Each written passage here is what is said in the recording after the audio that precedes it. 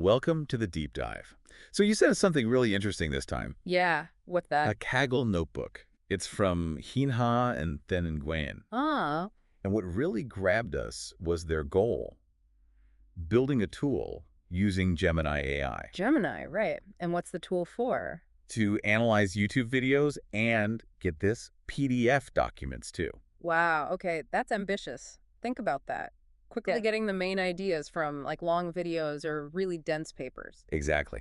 That's what we're digging into today. Our mission, really, is to get inside this notebook, figure out how it ticks. And pull out the interesting bits for our listeners. Precisely. We'll focus on how they use three key Gen AI things: Huh? function calling, video understanding, and document analysis. Sounds good. Function calling is a big one. Yeah, and they even wrote a Medium post and made a YouTube video about building it. We'll touch on those too. Nice. Provides extra context. Right, let's just jump in. It really is a fantastic example of AI in action, applying these advanced models to a really practical problem. Which is, Just the sheer amount of time it takes to process videos and documents. Hinha and Thanh Nguyen, with their Kaggle work, they've tackled that head on. absolutely. All right, so let's start with the video part. The notebook kicks off with a section on function declaration for video understanding. Sounds a bit technical, maybe. A little, but it's really just about giving the AI specific jobs it can do. The first one is called check a YouTuber exists. Okay, makes sense. Checks if the link is real. Pretty much. It makes sure the YouTube link you give it is actually valid. Right. And what's clever is how it checks. It's not just like a simple check. How so? It starts with the basics, does the address belong to youtube.com or youtube.b? Standard stuff. Then it gets smarter. It tries to pull out the unique video ID from the URL. That string of characters after V. Exactly. Or sometimes it's in an embed path. If it can't find that ID, it knows it's probably not a proper YouTube video link. Oh, I see. That seems like a small step, but important. It's crucial. Avoids errors down the line. It really shows how important good input handling is for AI systems. Right. Makes sense. And it does more than just look at the address format, doesn't it? Yeah, it sends out a quick digital ping, what's called a head request, to a specific YouTube address, embed. Okay, embed. And why does it do that? It's a lightweight way to ask YouTube, hey, is this URL for a real video? Without downloading anything big. Ah, clever. So it doesn't need the whole video. Nope. If YouTube gives a thumbs up response, the function says, okay, this URL is good. Nice. And they added a timeout too. Yep, a short one. So the tool doesn't just hang there if the connection is slow or the URL is bad. Smart thinking. It really is. Very practical. It really highlights that need for solid validation, doesn't it? Yeah. You got to trust the data you're feeding the AI before you analyze it. Totally. Okay, so after checking the URL, what's next? The next function they define is Analyze YouTube Video Flash. This is where the AI's video understanding power really shows up. All right, analyze YouTube video flash. What's its job? This one uses Gemini 2.0 Flash directly. You basically give it the YouTube URL, the one you just validated, and a text prompt. A prompt telling it what you want, like summarize this. Exactly. You tell it what you want to know from the video, and Gemini analyzes the content, video, audio, maybe transcripts to give you an answer based on your prompt. And the notebook mentions something about file data parts. Yeah, that's a key detail. The Gemini API can handle YouTube URLs directly as these file data parts. Meaning you, the user, don't need to download the huge video file or convert it or anything. Gemini just takes the YouTube link and works with it directly. Whoa, okay, that sounds incredibly efficient. It is a huge advantage. It streamlines the whole process. So if I asked it, give me the main points of this lecture video, it could just do that. Right. From the URL. Precisely. It looks at the visuals, listens to the audio, reads any text, understands the content, and then uses your prompt to generate the summary or find themes or answer specific questions you had about it. That's pretty powerful. And then there's one more helper function mentioned, right? Extract first YouTube URL. Right. That one's more of a utility. Makes things easier for the user. How so? Well, imagine you paste a big chunk of text into the tool. Maybe it has notes, other links, and somewhere in there is the YouTube URL you care about. Okay. This function uses what's called a regular expression, basically a fancy search pattern. Right. Rejects. Yeah, rejects. It scans the text and finds the first YouTube URL in there, pulls it out for you. So you don't have to manually find and copy the link yourself. Exactly. Just a convenience thing, but helpful. And all these functions, the checker, the analyzer, the extractor, they're bundled together. Yep. Into a list called YouTube Tools.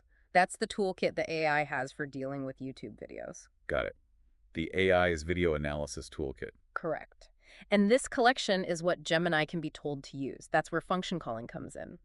The AI uses these specific tools. It doesn't just guess. Okay, so we've got the tools. Hmm. Now, how do they actually use them?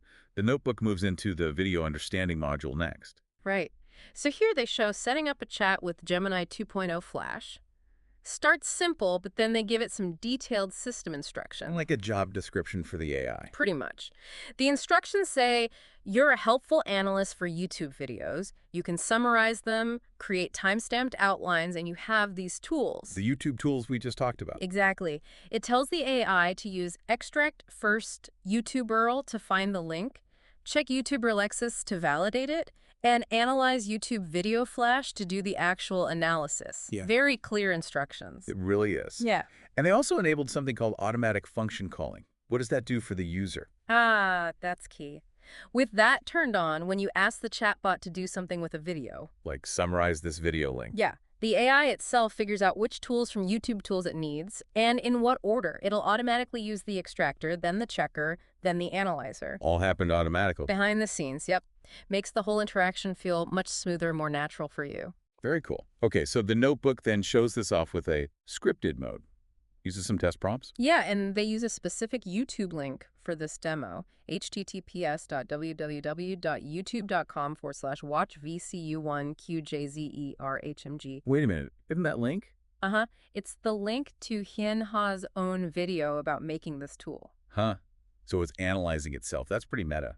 It's a great way to show it works. Hmm. So the first prompt is simply summarize the video. And what does it go back with? A really good summary actually hits the main points. The tool's purpose, analyzing YouTube, summarizing, making time-stamped indexes, mentions it was built on Kaggle, uses Gemini 2.0 Flash, the API stuff. The mission, the benefits. Yeah, key takeaways like AI boosting productivity, potential in education. It's quite concise and accurate. Okay, but it did more than just summarize, right? You mentioned timestamps. Absolutely. It generated a detailed video index with timestamps. Like chapters. Exactly like chapters. Diving into video analysis, the need for summarization, vision of the tool, all the way to future directions, and in conclusion, each with the exact time it starts in the video. Wow. That would be incredibly useful. If you need to find just one specific part of a long video. A total time saver. Anyone who spent ages scrubbing through a video knows the pain. This index solves that. Definitely. What was the next test prompt? Generate a study guide for this video. A study guide from the video. Yep. And again, it produces this really well-structured guide.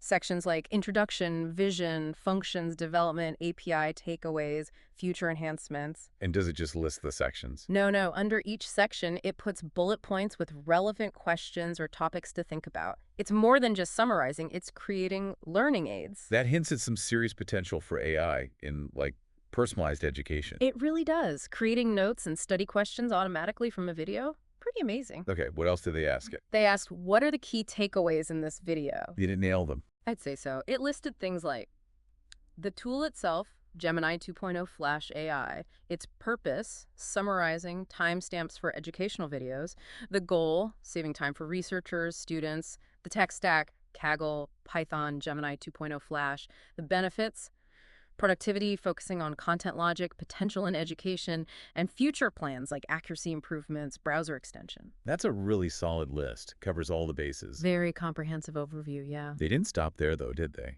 I see a Q&A prompt. Right. Create a list of Q&A for this video. And the questions were good.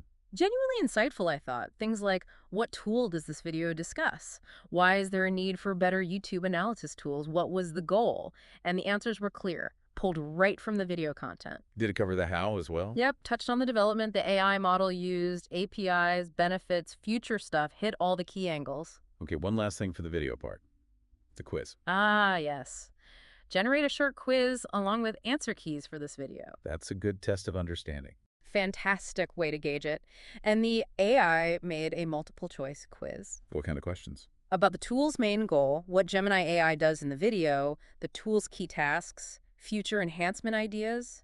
Pretty central stuff. And crucially, it provided the correct answer key, which shows, a really sophisticated level of understanding. It's not just repeating words, it's extracting core info and testing comprehension. Okay, wow.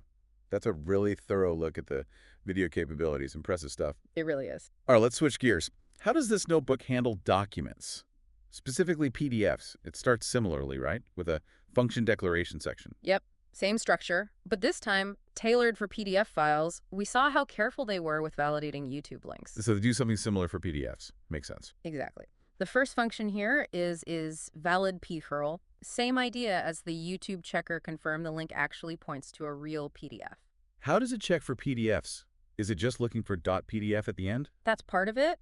It checks if the URL looks right and ends with .pdf, but it does more. What else? It also sends that head request, just like for YouTube, but this time it looks at the content type header in the server's response. Content type. Yeah. If the server says the content type is application PDF, case doesn't matter, that's a really strong sign it's actually a PDF. Ah, okay. Stronger than just the .pdf ending because that could be misleading. Precisely. A URL might end in .pdf but actually serve you an error page or something else. Checking the content type adds reliability. Good point. Then there's extract referral. I'm guessing this is like the YouTube one. You guessed it. Uses a regular expression to scan text, find the first URL ending in .pdf, case insensitive, and pulls it out. Handy if the link is buried in notes or an email. Exactly. Saves you digging it out manually. And again, these PDF functions are grouped together. Yep, into a list called PDF tools. That's the specific toolkit Gemini uses for PDFs. Okay. Moving to the document understanding module then. Similar chat setup. Pretty much. Initialize the chat with Gemini 2.0 Flash, give it system instructions. But the instructions are different this time, obviously. Right. Here, the chatbot is told its job is analyzing PDF documents, generating summaries, answering questions about the content, using the PDF tools. Does it mention specific functions, like summarize PDF? Interestingly, the system instruction mentions summarize PDF, but if you look at the actual code provided in the notebook, Yeah. that specific function doesn't seem to be defined separately like the video ones were. Huh. So how does it summarize PDFs then? It seems like the PDF analysis, including summarizing, might be handled more directly by Gemini's core generate content capability when it's given the PDF data as input, rather than through a distinct custom function call defined in the notebook. Okay, so maybe it's built in for PDFs. Seems that way, based on the code shown. Anyway, the notebook then goes into a scripted demo using a real PDF URL. Which one? It's a research paper on AlphaFold from University College London. AlphaFold, the protein folding AI. That's a serious paper. It is a really significant paper in structural biology, a proper test for the AI's document skills. So what's the first prompt they try? Just summarize this document. Simple request. And the result? How good was the summary? Honestly, very comprehensive. It correctly identified the paper is about AlphaFold, the deep learning system for protein structure prediction. Did it get the key ideas? Absolutely. Highlighted the core concept predicting distances between amino acid residues. Mentioned the protein-specific potential function, the gradient descent optimization. What about its performance? Yeah, noted its high accuracy in the CASP13 competition and its biological importance. Wow. Did it go into the technical details at all? It did surprisingly well. Touched on the neural network architecture, the training data source, protein data bank, the components of the potential function, distances, angles, etc., the optimization method, LBFGS, even data augmentation techniques. It's much more than just a surface-level summary. It seems to have really grasped the core of the paper. It really captured the main advancements. Okay, what was the next prompt? The study guide again. Yep, generate a study guide for this document. And just like the video one, it created a really well-structured guide. Broke down that complex paper into manageable sections. What kind of sections for a research paper? Things like overview, key concepts and background, which was neat. It even gave context on older methods. Oh, that's useful. Yeah. Then AlphaFold's approach, experimental results, analysis, biological relevance, future directions, even a list of important acronyms and definitions, and study questions at the end. That's incredibly detailed. Did it flesh out those sections? Oh, yeah. Under AlphaFold's approach, for instance, it went into the core idea, the components like neural nets, histograms. Histograms. Yeah, the probability maps of distances between amino acids. It mentioned the potential functions terms, the optimization details like noisy restarts. It really dug into the methodology. Okay, that's impressive. It's not just skimming. It's building a framework for understanding. Exactly. Provides a solid base for someone trying to learn about AlphaFold from that paper. Then they ask the key takeaways question again. What are the key takeaways in this document? What did it pull out for AlphaFold? Several crucial points. AlphaFold being a big step forward in protein prediction. The importance of predicting those distances accurately, the idea of the protein-specific potential. The deep learning aspect. Yep. The power of deep learning for this problem, the potential biological impact, the focus on residue distances specifically, and mentioning areas for future work. All spot-on takeaways from the paper. Captures the essence really well. And the Q&A generation. Same as before, generated a list of insightful questions and answers about the document. What kind of questions for a scientific paper? They dove into the basics, like what's the goal of protein structure prediction, but also specifics about AlphaFold's achievements, how it uses genetic info, what distograms are, the prediction steps, how performance was measured, mentioning CASB13 and TM score. TM score, right? A common metric. Exactly. Also, potential applications, limitations, future work, really comprehensive stuff someone studying the paper would want to know. It shows the AI isn't just finding keywords, it's synthesizing the information. Definitely. Understanding the concepts well enough to ask relevant, probing questions. And finally, the quiz again. Generate a short quiz along with answer keys for this document. And once more, it delivered a relevant quiz. What did it test on the AlphaFold paper? Things like the main goal of protein prediction, what kind of info AlphaFold uses, the system's name, AlphaFold obviously, its CASP13 performance, the model type used for protein shape, a data augmentation method, and even what CASP stands for. CASP, Critical Assessment of Protein Structure Prediction. Exactly. And it provided the correct answers for all of them. Again, that shows real comprehension, not just recall. It's identifying key concepts and testing understanding. It really does. It's quite remarkable. So wrapping this up, as we've gone through in this deep dive, this Kaggle notebook from Hyun Hai and Thanh Nguyen really gives a powerful demo, doesn't it? Absolutely. Shows the potential of AI tools like Gemini for really digging into different kinds of sources, videos, complex papers. And what stands out is just how fast and efficient it seems to be. That's a huge point. Pulling out key insights, helping understand complex stuff quickly. Think about the time saved for researchers, students, anyone needing to process a lot of information. It really feels like we're getting a peek at how we might process information in the future, knowledge acquisition getting an AI boost. Imagine feeding AI the sources for your next project or just something you're curious about and getting back summaries, study guides, quizzes. Yeah, exactly. It makes you think, doesn't it? It definitely raises a big question for our listeners, I think. Which is? How might you use something like this kind of AI-powered analysis for the information you deal with in your own studies, your work? Think about those research papers, the long webinars or conference talks, internal company documents even. The possibilities are growing fast. And as this notebook shows, the potential to use AI to really enhance our understanding is just immense.